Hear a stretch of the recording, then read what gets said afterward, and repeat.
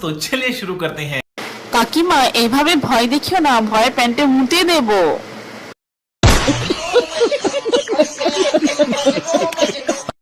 তোর ভিডিও দেখে আমার মাথা ঘুরছে।